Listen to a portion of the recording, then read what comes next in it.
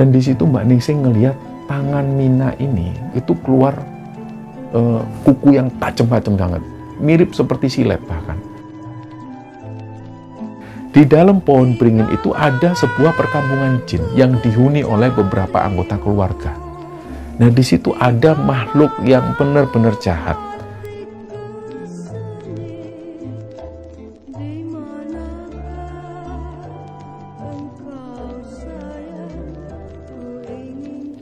Bismillahirrahmanirrahim. Assalamualaikum warahmatullahi wabarakatuh. Sobat Kembara Sunyi dimanapun teman-teman berada. Pada kesempatan kali ini kami akan membagikan cerita yang dikirim oleh Sobat Kembara yang bernama Pak Rendra yang asalnya dari salah satu daerah di Jawa Timur. Sebelum kita masuk ke ceritanya, untuk teman-teman yang nonton tayangan ini dan belum subscribe, jangan lupa untuk subscribe lebih dulu agar channel Kembara Sunyi ini lebih berkembang lagi dan kami lebih bersemangat lagi dalam membuat konten-konten terbaru di Kembara Sunyi. Dan untuk teman-teman yang telah mendukung kami sejauh ini, kami mengucapkan terima kasih banyak. Semoga amal kebaikan teman-teman dibalas kebaikan berlipat oleh Allah Subhanahu wa Ta'ala.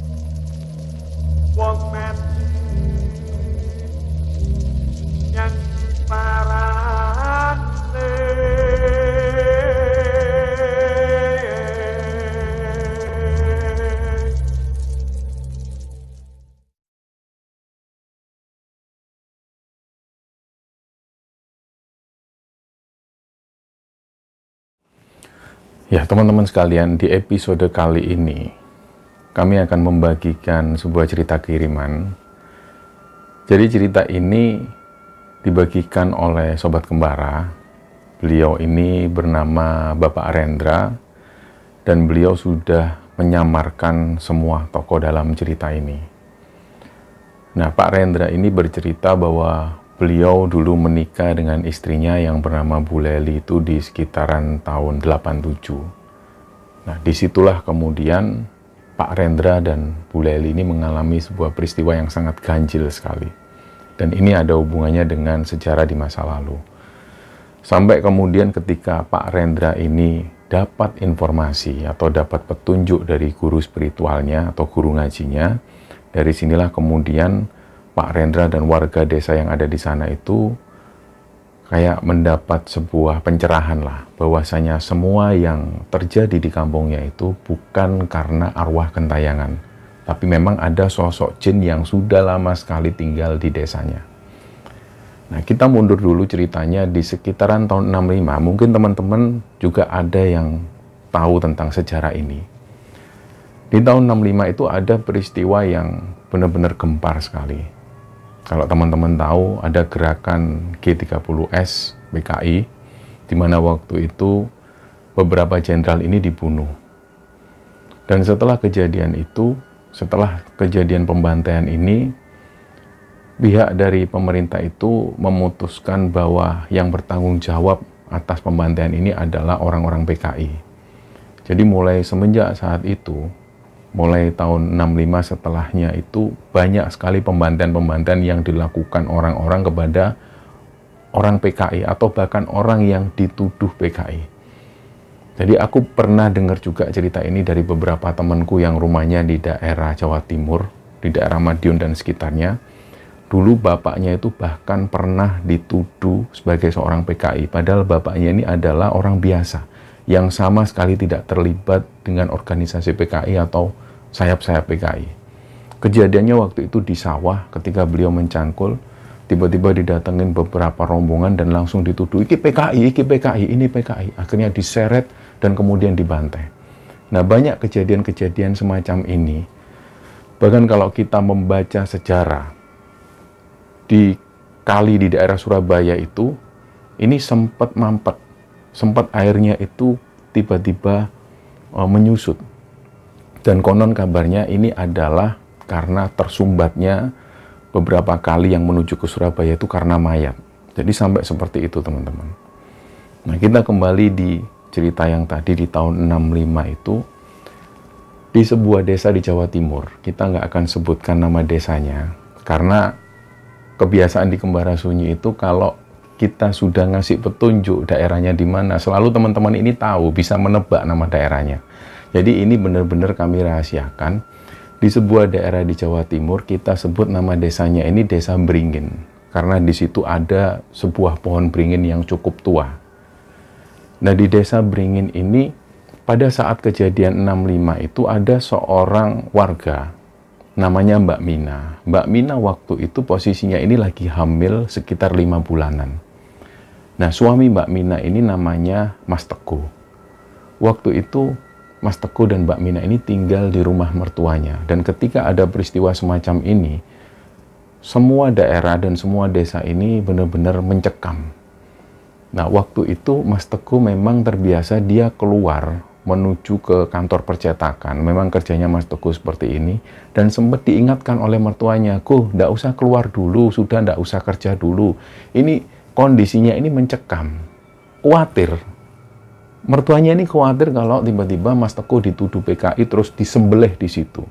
Mereka khawatir, tapi Mas Teguh coba meyakinkan ke mertuanya dan terutama ke istrinya, ke Mbak Mina ini, "Sudah, nggak usah khawatir, aku nanti lewat jalan-jalan tikus, pasti nggak ketahuan." Nah, sebenarnya waktu itu bapak mertua Mas Teguh ini sudah mengingatkan, "Sudah Teguh, kalau diingatkan orang tua itu yang nurut, kondisi di luar itu kayak gitu. Memangnya orang-orang itu tahu kalau kamu bukan bagian dari partisipan PKI. Kan mereka asal nyeplak, asal ngomong. Kalau kamu dituduh, terus mereka nggak segan-segan akan nyembelih kamu. Nggak ada ampun. Mereka nggak bakal tanya lebih lanjut kamu asalmu dari mana, anak siapa." Ini loh yang ditakutkan orang-orang. Tapi Mas Teguh ini meyakinkan lagi, "Sudah toh Pak, nggak apa-apa. Bismillah, saya lewat jalan-jalan tikus. Ya sudah, jangan lama-lama." Nah, kita tahu di era-era itu belum ada alat telekomunikasi. Jadi mereka yang ada di rumah seperti Mbak Mina dan orang tuanya Mbak Mina sendiri hanya bisa berdoa.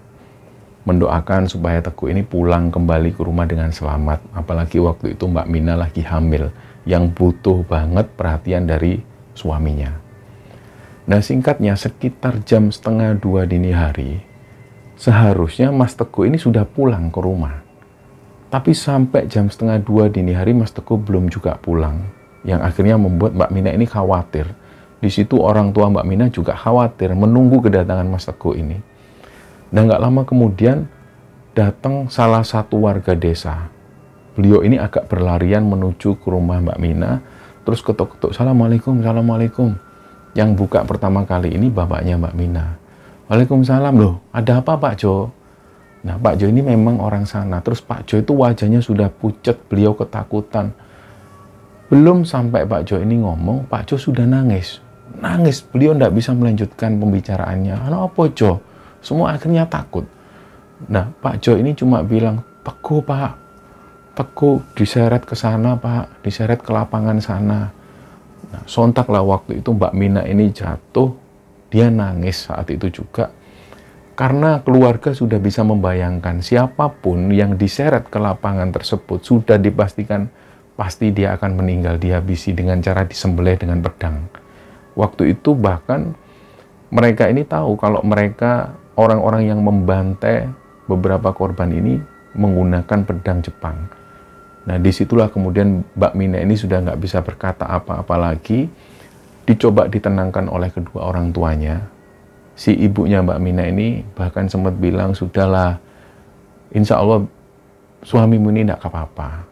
Kita besok lihat bareng-bareng ke lapangan sana. Kita berdoa, insya Allah nggak apa-apa." Tapi waktu itu Mbak Mina sudah nggak percaya lagi.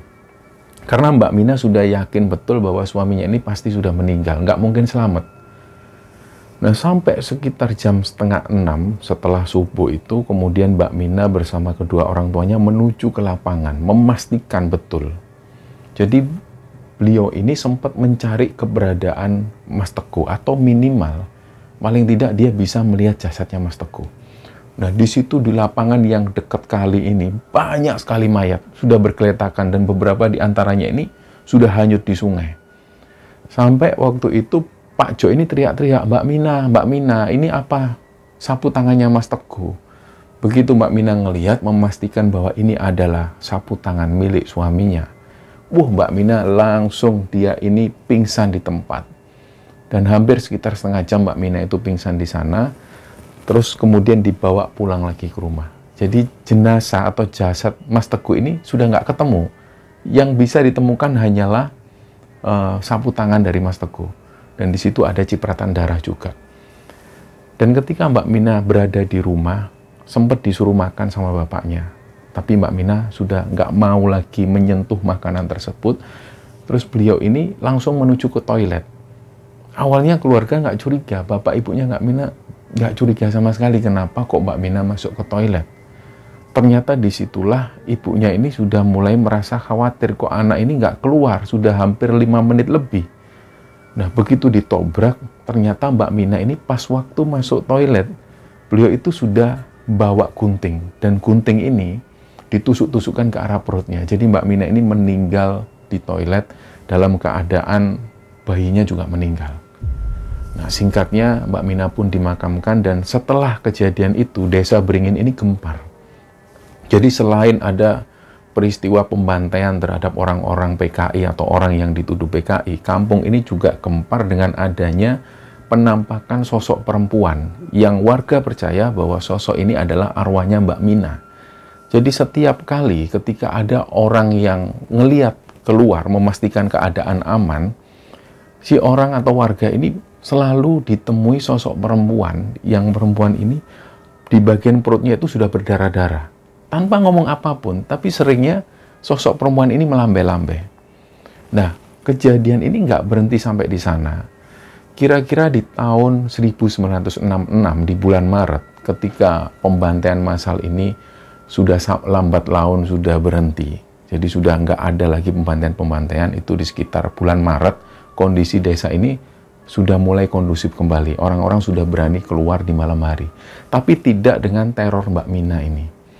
Nah, ternyata ada laporan dari warga. Waktu itu ada salah satu warga ini yang kebetulan hamil sekitar 2 bulan. Malam harinya dia itu didatengin sosok perempuan. Sosok ini itu wajahnya mirip dengan Mbak Mina. Dan kondisi perutnya itu berdarah-darah. Sosok yang menyerupai Mbak Mina ini langsung ngomong ke perempuan hamil ini kayak mau meminta bayinya. Tapi si perempuan ini nggak mau. Akhirnya keesokan harinya dia pun cerita ke orang tuanya bahwa malam itu dia mimpi didatengin sosok Mbak Mina dengan kondisi perut berdarah-darah dan bayinya itu dipaksa diminta sama Mbak Mina. Nah, setelah kejadian itu malam hari yang lain, si perempuan yang lagi hamil ini mimpi lagi ditemui Mbak Mina. Tiba-tiba waktu itu Mbak Mina ini berlaku kasar. Jadi perut dari si perempuan ini dicabik-cabik. Nah, si perempuan ini juga nggak tahu kenapa kok tiba-tiba tangan Mbak Mina itu kayak cakarnya itu tajam. Jadi sampai mencabik-cabik perutnya. Terus akhirnya bayinya ini berhasil dikeluarkan terus dibawa oleh Mbak Mina. Nah, setelah dia mengalami mimpi yang aneh ini, kejadian yang nyata terjadi. Nggak lama setelah itu si perempuan ini keguguran. Jadi ini kejadiannya pas dia ini pergi menuju ke bidan, dia mau periksa kandungan, tiba-tiba pas ada di atas becak itu keluar darah yang kental banget sampai kemudian dia dipastikan keguguran dan bayinya nggak selamat. Jadi setelah mengalami cerita ini, mereka penduduk kampung atau penduduk desa ini mereka percaya bahwa arwah Mbak Mina ini gentayangan. Dia seolah nggak terima kalau ada warga sana yang hamil. Dan dia akan berusaha untuk mengakhiri hidup dari si orang yang hamil tersebut. Atau minimal bayinya itu pasti nggak selamat dengan ulah Mbak Mina ini. Mulai tersebar isu ini.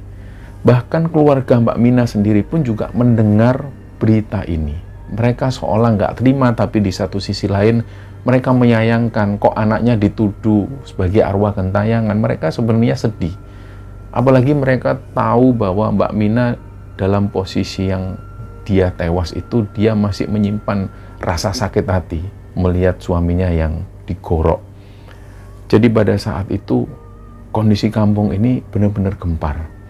Ketika ada salah satu warga yang hamil misalnya, mereka bingung, mereka harus apa? Karena mereka tahu ini pasti nanti didatengin sosok arwahnya Mbak Mina. Nah, ternyata ketakutan warga desa ini benar. Pas ada satu orang warga yang hamil, namanya Mbak Ningsih. Mbak Ningsih waktu itu sudah ketakutan, sampai dia ini mau ngungsi. Dia mau keluar dari desa Beringin supaya dia nggak mengalami teror Mbak Mina. Tapi orang tua Mbak Ningsih ini nggak setuju. Sudah, biarin apapun yang terjadi, kamu tetap di desa Beringin. Jangan keluar dari desa Beringin. Akhirnya ketakutan Mbak Ningsih ini pun terjadi benar. Pas waktu Mbak Ningsih ini hamil, sekitar 2 bulanan, Mbak Ningsih ini mengalami satu kejadian yang sangat ganjil sekali. Dia nggak mimpi, tapi dia benar-benar didatengin sosok Mbak Mina. Mbak Mina ini rambutnya acak-acakan, wajahnya pucat, terus perutnya itu keluar darah mengalir yang deras banget. Dan posisi Mbak Mina ini jalan. Anehnya di situ Mbak Ningsih nggak bisa bergerak sama sekali. Dia cuma ketenggengan kalau bahasa orang Jawa. Tiba-tiba Mbak Mina itu tangannya ini memanjang. Tangan memanjang, terus tangan Mbak Mina itu keluar cakar yang tajam. Nah, di situ perut Mbak Ningsih ini dicapik-capik dan Mbak Ningsih ngelihat bayinya itu brojol, benar-benar keluar dari perutnya. Anehnya Mbak Ningsih nggak merasakan sakit sama sekali. Dan dia melihat begitu saja ketika Mbak Mina mengangkat bayinya terus diajak ke satu tempat dan nggak kelihatan lagi. Nah, pas waktu Mbak Ningsih ini sadar, perutnya itu baik-baik saja. Ketika itu dia merasa kaget. Ada kejadian yang ganjil semacam itu, dia cerita ke orang tuanya bahwa barusan dia didatengin Mbak Mina dan perutnya dicapik-capik. Langsung orang tuanya ini khawatir, dibawalah ke bidan, terus dicek kandungannya. Untungnya janinnya ini masih ada di perutnya Mbak Ningsih. Nah, keesokan harinya Mbak Ningsih itu mengalami sebuah peristiwa yang aneh lagi. Jadi malam itu pas Mbak Ningsih ada di kamar, kamarnya itu ada yang ngedor-ngedor, dok. Mbak Ningsih nggak mau buka pintu sama sekali. Karena Mbak Ningsih tahu orang-orang semua sudah tidur. Kalaupun ada yang mau menghampiri Mbak Ningsih, pasti mereka ini langsung masuk. Kalau orang rumah, misalnya ibu atau bapaknya atau suaminya, pasti langsung masuk kamar. Nah, ini gedok-gedok pintu dan pintunya itu hampir digedor-gedor. Jadi Mbak Ningsih nggak membukakan pintu sama sekali. Tiba-tiba pas Mbak Ningsih ini berusaha memejamkan mata, datanglah sosok Mbak Mina ini. Langsung Mbak Mina itu mendekat ke arah Mbak Ningsih. Dan di situ Mbak Ningsih ngelihat tangan Mina ini itu keluar kuku yang tajam-tajam banget. Mirip seperti silet bahkan. Terus di situ pas ketika Mbak Mina merobek perutnya Mbak Ningsih ini nggak bisa ngapa-ngapain. Dia cuma ngelihat dengan pasrah. Akhirnya bayi Mbak Ningsih ini diambil oleh Mbak Mina, terus Mbak Mina pergi. Keesokan harinya, begitu Mbak Ningsih ini kebangun dari tidurnya, dia merasa aneh di bagian perutnya. Pas dia ngelihat, kok ini perut aneh, tapi nggak ada bekas darah sama sekali. Dia bilang ke ibunya, "Bu, ini perutku kok aneh. Aneh kenapa? Nggak kayak biasanya." Ya udah, ayo ke bidan. Diajaklah ke bidan. Dan disinilah keanehan itu terjadi. Ternyata janin yang ada dalam perut Mbak Ningsih ini sudah nggak ada lagi. Lenyap. Jadi peristiwa inilah yang begitu membekas di warga desa Beringin. Sampai pada akhirnya warga desa Beringin ini mulai berpikir, ini harus ada solusi. Atau harus ada cara supaya hantu Mina ini tidak mengganggu orang-orang yang hamil.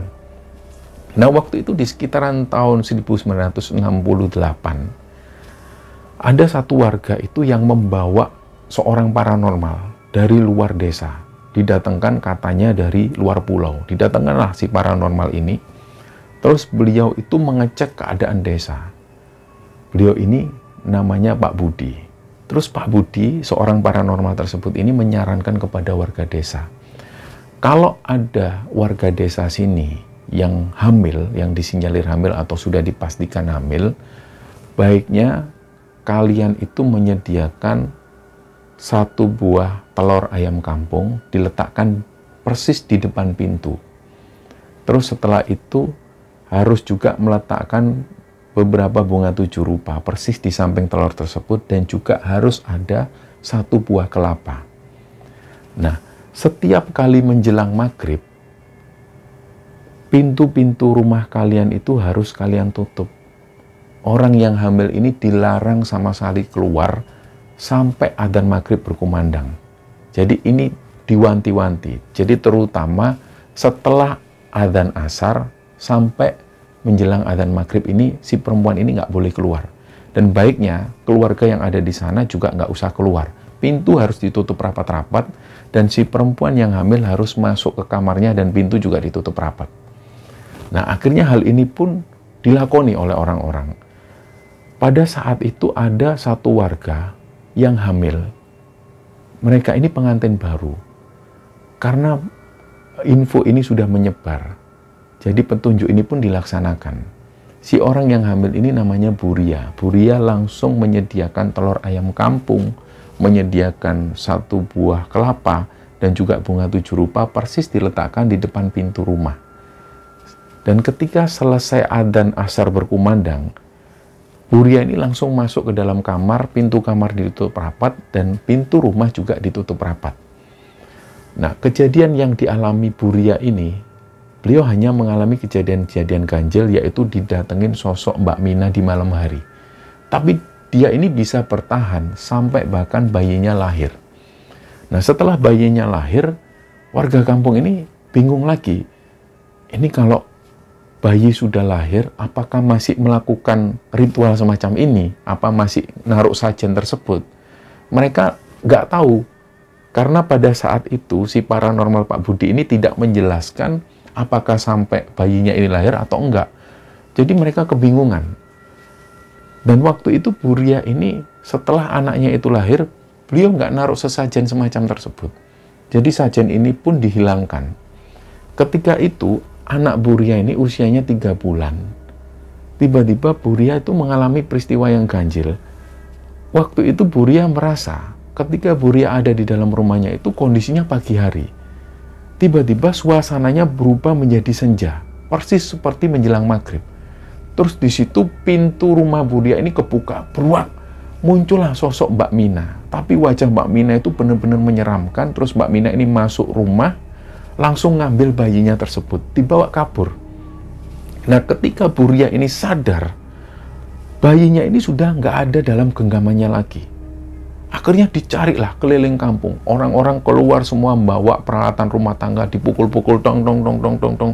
Mereka ada yang percaya kalau bayinya ini diambil wewe gombel, tapi ada juga yang percaya bayinya ini diambil oleh arwahnya Mbak Mina. Semua keliling kampung. Hal ini dilakukan sampai sekitar 3 hari 3 malam. Dan ternyata bayi dari Mbak Ria ini nggak kembali lagi. Akhirnya beberapa warga desa memutuskan untuk memanggil lagi Pak Budi, paranormal tersebut, didatangkan lagi. Mereka tanya warga desa ini, sebenarnya melakukan sajen ini atau menyediakan sajen di depan rumah itu sampai kapan, Pak? Pak Budi menjawab, seharusnya sampai anaknya ini lahir dan sampai anaknya usia 2 tahun. Ini masih harus tetap dilakukan. Setelah itu baru boleh normal seperti biasa. Nah, akhirnya warga desa pun menyepakati, mereka semua mengikuti petunjuk dari Pak Budi si paranormal tersebut. Ketika ada warga yang hamil, mereka melakukan sajen seperti itu sampai anak mereka usia 2 tahun. Setelah itu barulah mereka melakukan aktivitas seperti biasa dan nggak ada sajen-sajen ketika anaknya sudah lebih dari 2 tahun. Dan hal ini terbukti efektif. Ketika ada warga desa yang hamil, mereka melakukan sajian-sajian semacam itu, mereka selamat, bayi mereka selamat, bahkan sampai bayi mereka tumbuh dewasa. Dan hal ini dilakukan terus-menerus sampai di tahun 70, sampai tahun 80-an, dan sampai pada akhirnya di tahun 87 itulah Pak Rendra yang menceritakan cerita ini juga mengalami hal tersebut. Jadi ceritanya, waktu itu Mas Rendra ini adalah pengantin baru. Dia menikah dengan seorang perempuan yang bernama Leli, yang Leli ini asalnya dari desa Beringin sana. Ketika Rendra tinggal di rumah mertuanya itu, di rumah orang tuanya si Leli, Rendra ini sudah dapat omongan dari orang tua Leli bahwasanya nanti Le, kalau istrimu ini hamil, kamu harus melakukan sajian ini. Sajiannya itu telur ayam kampung, bunga 7 rupa, dan juga 1 buah kelapa itu diletakkan di depan pintu rumah. Dan istrimu kalau pas hamil nanti harus ada di rumah. Setiap selesai asar sampai adzan maghrib berkumandang itu tidak boleh keluar. Ini harus benar-benar kamu lakuin. Semua yang tinggal di desa ini sudah tahu. Bahkan dari situ Mas Rendra pun akhirnya jadi tahu cerita yang pernah terjadi di tahun 65 yang dialami oleh Mbak Mina. Jadi dari situlah mau ndak mau Mas Rendra juga mengikuti tradisi ini. Nah, berjalannya waktu, ketika Mas Rendra ini menikah sekitar 6 bulanan, Leli ini hamil. Nah, pas waktu Leli ini hamil, langsung orang tuanya Leli ini menyediakan sajen-sajen seperti itu. Telur ayam kampung, bunga 7 rupa, dan juga 1 buah kelapa ini diletakkan persis di depan pintu rumah. Dan selama masa itu juga, Leli ini sama sekali nggak keluar rumah, sama sekali nggak keluar kamar, terutama di jam-jam setelah asar sampai maghrib. Ini dilakoni oleh Leli. Sampai 3 bulan pertama itu lancar. Tiba-tiba ada satu kejadian. Ceritanya waktu itu Leli ini berada di dalam rumah sendirian. Waktu itu sekitar jam setengah 4 sore. Leli ada di dalam kamar, kamar dikunci, dan pintu rumah cuma ditutup. Nggak ada orang sama sekali di rumah. Mas Rendra pun kerja waktu itu. Tiba-tiba Leli ini dengar, kok kayaknya gerimis ya. Terus dia keluar kamar. Dia sama sekali nggak sadar bahwa ini adalah jam-jam dia dilarang keluar kamar, bahkan keluar rumah. Tapi Leli ingat, ada baju-baju Mas Rendra ini yang masih dijemur di luar, dan keesokan paginya harus dipakai oleh Mas Rendra. Jadi Leli keluar kamar, dia akhirnya buka pintu rumah, dia ambililah jemuran-jemuran tersebut. Akhirnya dibawa masuk. Leli ini langsung ngelempiti baju-bajunya, terus dimasukkan ke dalam lemari. Setelah itu baru Leli ini sadar, loh, ini kan baru jam 5. Berarti aku tadi keluar jam berapa? Dia sudah deg-degan. Gak lama setelah itu, sekitar jam setengah 6, ibunya Leli ini datang. Pertama kali yang menyampaikan adalah ibunya Leli bahwa telur ayam kampung yang diletakkan di depan pintu rumah itu pecah. Dan Leli ini dipanggil, loh, Dok, ini telur ayam kampungnya kok pecah, Dok? Jadi disitulah Leli ini ngeliat telur ayam kampung yang tadinya ini utuh, ini tiba-tiba pecah dan mengeluarkan darah segar. Terus Leli pun jujur, dia bilang ke ibunya, iya Bu, sambil nangis Leli ini karena takut. Karena dia juga warga desa Beringin, dia tahu betul cerita tentang Mbak Mina. Dia takut. Dia cerita ke ibunya, iya Bu, Leli tadi lupa. Karena nggak ada orang di rumah, tadi itu sempat gerimis. Terus Leli keluar rumah, ambil baju-bajunya Mas Rendra. Di sini ibunya Leli ini sudah mulai tegang. Dan kira-kira jam setengah 7 malam, Rendra ini pulang. Terus ketika Rendra pulang ngelihat, loh ini ada apa kok pada tegang semua wajahnya. Barulah di situ Leli nangis meluk Rendra. Dia cerita, Mas, tadi sore itu diceritakan bahwa dia nggak sengaja keluar rumah. Terus diceritakan juga bahwa telur ayam kampung itu pecah dan mengeluarkan darah. Mas Rendra ini menyampaikan ke Leli dan juga ke orang tuanya Leli, sudah kita ini kan orang beragama. Saya sebenarnya itu juga bisa dikatakan agak kurang percaya dengan hal-hal seperti ini. Tapi saya mengikuti tradisi yang ada di sini untuk menghormati. Sebenarnya nggak ada itu arwah gentayangan. Kasihan, Mbak Mina itu kasihan. Beliau ini kan sudah lama meninggal. Pasti orang tuanya sampai hari ini juga merasa sedih. Anaknya dituduh sebagai arwah gentayangan. Lah Rendra itu tenang, dia menghadapi dengan santai. Dan dia nggak berpikir negatif sedikit pun. Nah, keesokan harinya, Leli ini cerita lagi. Tapi waktu itu mereka masih melakukan sesajen ini. Rendra sudah nggak mau utik-utik lah. Dia berusaha menghargai atau menghormati tradisi yang ada di sana. Jadi dibiarkan. Ketika orang tuanya menyediakan sajen lagi, dibiarkan. Dan waktu itu ada cerita dari Leli bahwa malam harinya, dia mimpi didatengin sosok perempuan. Rambutnya itu terurai ke depan. Dan si perempuan ini ada tanduknya. Tanduknya itu kecil. Terus si wajah perempuan itu tuh merah. Tiba-tiba pas sosok perempuan yang menyeramkan ini mendekat ke arah Leli, si perempuan ini memperlihatkan wajahnya. Disinilah Leli ngelihat, ini mata si perempuan ini cuma satu. Dan mulutnya itu kayak mengeluarkan bara api. Nah di situ terlihat jelas bahwa sosok perempuan ini megang bagian perutnya si Leli. Kayak mau ngambil sesuatu, terus Leli ini nggak mau, dia nolak. Nah, setelah mengalami mimpi ini, pas waktu itu Rendra sudah berada di tempat kerjanya, si Leli ini cerita ke orang tuanya, karena orang tuanya khawatir, dibawalah ke rumah sakit. Dan ketika ada di rumah sakit, inilah keanehannya, bahwasanya janin yang ada dalam kandungan Leli ini sudah nggak ada, benar-benar lenyap. Nah, dari sini kemudian ibunya Leli ini percaya bahwa hal ini ada hubungannya dengan Mbak Mina dan ada hubungannya pada saat ketika Leli ini melanggar aturan tersebut, ketika keluar di jam-jam yang dilarang. Nah, setelah itu Rendra baru dapat kabar ketika dia pulang kerja. Semua orang ini wajahnya itu sedih. Rendra tanya, ada apa? Terus ibunya Leli itu tiba-tiba marah ke Rendra.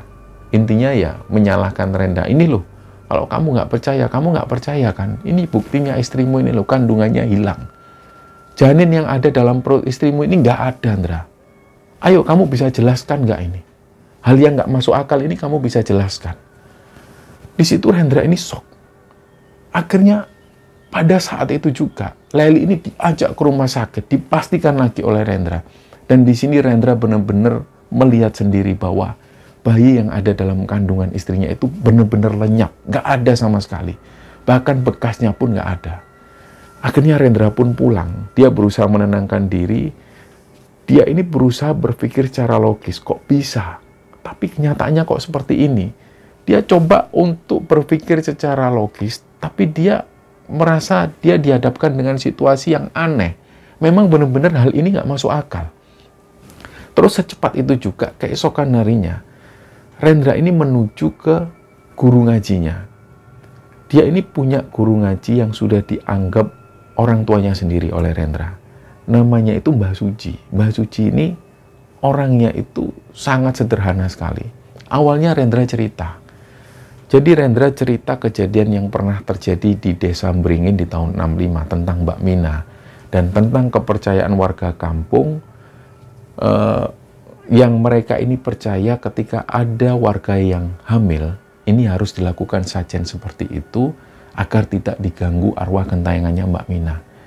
Nah, terus menurut Mbah Suci dengan tegas bilang, ndak ada arwah gentayangan itu. Ndra, kamu itu ngaji dulu ikut aku, yo tahu bahwa arwah gentayangan itu ndak ada, yang ada itu jin.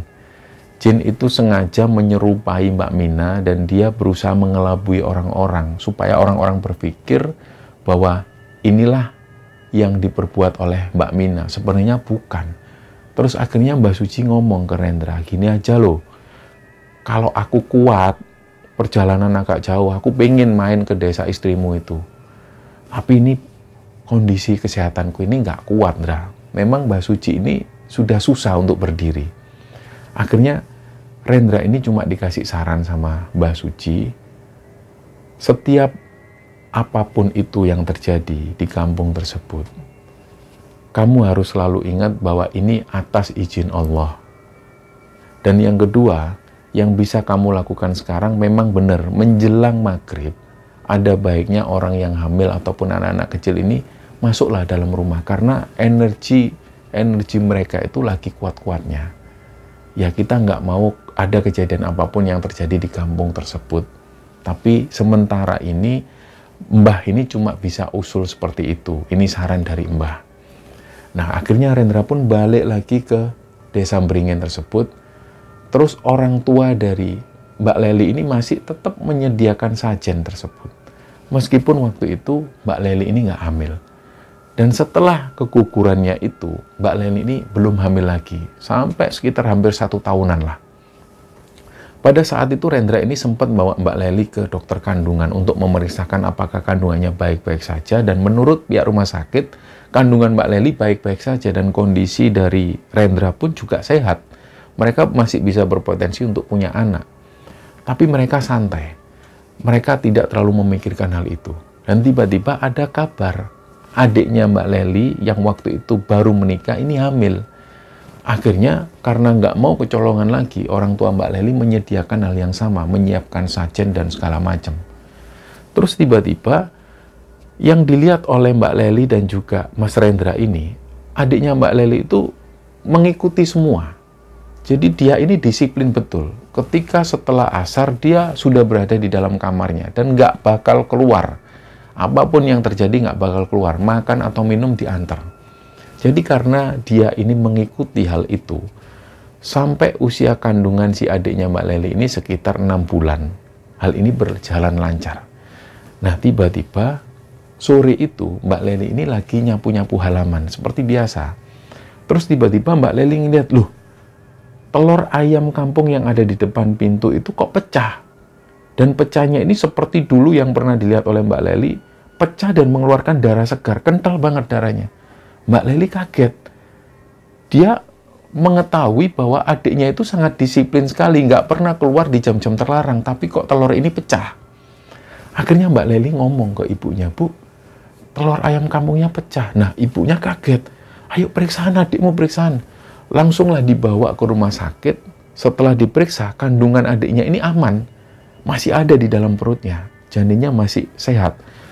Akhirnya pulanglah kembali mereka. Terus mereka ini bertanya-tanya, kok itu telur ayam kampungnya pecah ya? Kenapa ya? Nah, barulah di situ Leli mengetahui pas waktu malam hari dia kebangun di malam hari, Leli ini menuju ke toilet, dia pipis, dia buang air kecil, tiba-tiba keluar darah yang kental. Dan ternyata Leli baru tahu bahwa yang jatuh ini, yang semacam gumpalan darah ini adalah janin. Ternyata waktu itu Leli ini hamil dan dia nggak sadar bahwa dia itu hamil. Jadi karena dia nggak sadar dia ini hamil, dia nggak mematuhi larangan-larangan tersebut. Dia keluar sekitar jam 4. Inilah yang membuat akhirnya Leli ini keguguran. Dan pada saat itu juga dia bilang ke Mas Rendra, Mas, ternyata aku hamil. Lah karena aku nggak tahu kalau aku hamil, aku keluar seperti biasa, nggak ngikuti larangan-larangan itu. Nah di sini Mas Rendra bilang, sudahlah Dek, kita nggak boleh percaya benar dengan hal itu. Kalau kamu hamil dan kamu akhirnya keguguran, ini bukan karena kamu melanggar pantangan-pantangan itu, bukan. Kamu jangan ikut-ikutan orang-orang yang ada di sini. Sudah kita berusaha lagi ya. Akhirnya mereka berusaha lagi. Mereka menuju ke rumah sakit, dikasih obat oleh pihak rumah sakit untuk penguat janin dan segala macam. Singkatnya, Leli ini hamil. Nah, pas waktu Leli ini hamil, Rendra langsung menghubungi Mbah Suci. Mbah Suci ini bagaimana caranya dibawa ke Kampung Beringin supaya Rendra ini bisa mendapat pencerahan dari Mbah Suci. Setelah Mbah Suci ini sampai di dusun Beringin itu, Mbah Suci tanya ke Rendra, Rendra, kampung ini kan namanya Kampung Beringin, Desa Beringin. Pohon beringinnya di mana? Oh, di sana, Mbah, dekatnya lapangan, di dekat kali sana. Ayo antar Mbah ke sana. Diantarlah menuju ke sana. Terus menurut orang-orang kampung, pohon beringin ini sudah lama ada di desa tersebut. Konon katanya pohon beringin ini sudah ada dari tahun 1800-an. Nah setelah itu Mbah Suci diantar ke sana, Mbah Suci itu diem, nggak ngomong apapun sampai hampir 1 jam. Jadi cuma megang pohon beringin tersebut sambil beliau itu memejamkan mata. Nggak lama setelah itu barulah Mbah Suci ini cerita. Yang ada dalam penglihatan Mbah Suci dengan izin Allah, Mbah Suci ini langsung dibawa masuk ke sebuah perkampungan gaib. Di dalam pohon beringin itu ada sebuah perkampungan jin yang dihuni oleh beberapa anggota keluarga. Nah, di situ ada makhluk yang benar-benar jahat. Dia ini seorang perempuan tua, rambutnya beruban, matanya 1, dan dia ini ada tanduk di bagian atas. Si perempuan inilah, jin perempuan inilah yang jahat. Dia yang selalu ngambil janin orang-orang tersebut. Sebenarnya dia bisa nggak melakukan itu, tapi dia butuh sesuatu, yaitu janin, untuk menguatkan energinya. Inilah yang dikatakan oleh Mbah Suci, kenapa sampai ada teror semacam ini. Dan ketika ada kejadian Mbak Minah yang membunuh diri dengan menusuk-nusuk perutnya ketika dia hamil, ini dijadikan pengelabuan oleh sosok jin perempuan tersebut. Supaya orang-orang warga sekitar itu memandang bahwa yang melakukan ini adalah Mbak Minah. Padahal sosok jin perempuan ini sudah tinggal lama di desa Beringin itu. Tapi baru kali ini dia melakukan teror-teror yang semacam itu. Nah setelah mendapatkan pencerahan dari Mbah Suci, akhirnya Mbah Suci bilang, sudah Ndra, Itu sajen-sajen itu hilangkan, itu malah membuat dia besar kepala. Wah, terus Rendra bilang, "Mbah, ya ndak bisa semudah itu, Mbah. Warga sini ini sudah jadi tradisi, kalau ada orang yang hamil selalu ngasih sajen. Dan itu sudah dilakukan dari tahun 60-an, mana bisa dilanggar." Terus Mbah Suci menjelaskan, "Ya sudah, kalau memang ndak bisa, ya keluargamu dulu. Kamu dulu yang nyuntoi, coba kamu berani ndak?" "Loh, kalau saya berani, Mbah, tapi belum tentu mertua saya. Mertua saya itu asli orang sini dan dia tahu betul peristiwa yang pernah terjadi di kampung tersebut. Nggak mungkin beliau itu langsung seketika itu juga nggak ngasih sajen, itu nggak mungkin." Agak susah, Mbah, kalau ngomongin mereka. "Ya wis, gini aja, Ndra. Istrimu itu suruh mengamalkan. Suruh dia membaca surat-surat pendek. Yang pertama, suruh baca Al-Fatihah, suruh baca Kulhu, dilanjutkan Al-Falaq, terus An-Nas. Sudah baca itu terus, terutama setelah asar sampai maghrib. Dan ada baiknya dia nggak usah keluar rumah. Ini bukan karena pantangan-pantangan itu, bukan. Tapi memang Nabi dulu juga pernah bilang sebaiknya menjelang maghrib orang-orang yang hamil ataupun anak-anak kecil itu jangan keluar rumah karena energi para jin itu lagi tinggi-tingginya. Nah, ketika Mbah Suci menjelaskan seperti itu, Rendra ini pun menuruti nasihat dari Mbah Suci. Dia bilang ke istrinya, dan alhamdulillahnya Mbak Leli ini langsung mau. "Iya Mas, enggak apa-apa Mas." Akhirnya dilakukanlah amalan-amalan ini oleh Mbak Leli. Setiap setelah asar, Mbak Leli selalu membaca Al-Fatihah, Kulhu, Al-Falaq, dan An-Nas. Itu dibaca terus-menerus sampai beliau mendengar adzan maghrib berkumandang. Dan alhamdulillah, selama Mbak Leli ini hamil, kehamilannya itu lancar. Gak pernah ada gangguan apapun dan dia gak pernah lagi didatengin sosok perempuan tersebut. Belakangan, ketika Mbak Leli ini melahirkan dan anaknya waktu itu usianya sudah 2 tahun, baru Mbak Leli ini dapat info dari Mas Rendra. Ternyata pada saat Mbah Suci menuju ke Kampung Beringin itu, Mbah Suci ini sudah melakukan negosiasi dengan makhluk yang tinggal di pohon beringin tersebut. Intinya Mbah Suci bilang, "Kalian nggak usah ganggu warga sini.